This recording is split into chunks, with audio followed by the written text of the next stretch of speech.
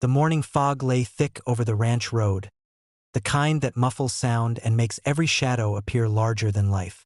That calm was shattered when HOA enforcers arrived in an ATV, attempting to block my access. Their audacity was staggering. They assumed a single vehicle could control the road to my property. What they didn't account for, however, was my resourceful donkey, Maximus, and the clever strategies I had prepared for just such intrusions.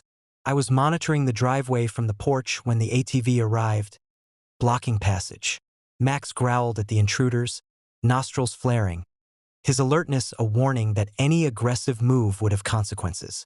I stepped onto the gravel path, hands raised calmly, assessing the situation. The enforcers had guns drawn, attempting to assert authority over property they had no legal right to control.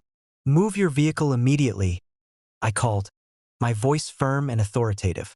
"You are trespassing on private property. Any attempt to enforce control here is illegal." The intruders hesitated, glancing at each other, then attempted to step forward with threats and intimidation. That's when Maximus, my large, intelligent donkey, made his move. I had trained him for obstacles and deterrence on the property, knowing that audacity like this would eventually manifest. With a powerful charge, Maximus grabbed the ATV with his halter, dragging it across the yard. The enforcers screamed and struggled, but Maximus was relentless. The ATV slid over uneven ground, crashing spectacularly into the pig pen, scattering mud, water, and panicked animals everywhere.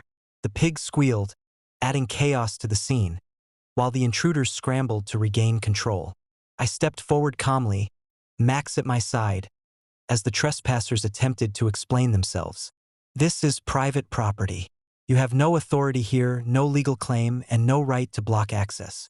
Your actions have endangered both yourself and property," I said firmly. By the time local authorities arrived, the enforcers were already humiliated, their ATV destroyed, and evidence of trespassing fully documented. Every angle had been captured on cameras, and Maximus' clever intervention was preserved on footage for permanent records. Karen, observing from a distance, could only gape in disbelief. Her audacity had been neutralized in the most spectacular way imaginable. The law quickly confirmed the outcome. The trespassers were fined, ordered to reimburse damages, and warned against further interference. Karen's attempt to manipulate authority and intimidate me had failed entirely, leaving her exposed and powerless. I walked the property afterward with Sarah, surveying the damage. Maximus trotted proudly beside me, clearly pleased with his work. The pigs had returned to the pen, the driveway was clear, and the boundaries of the ranch were once again fully respected. By evening, peace had returned to the ranch. Karen's schemes had been met with preparation, creativity, and decisive action.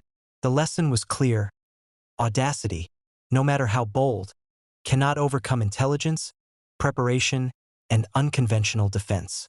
The ATV incident became a permanent reminder that trespass, intimidation, and entitlement are powerless when faced with strategy, cleverness, and authority. Karen's audacity had been defeated, and the ranch, family, and property remained fully secure, untouchable, and victorious.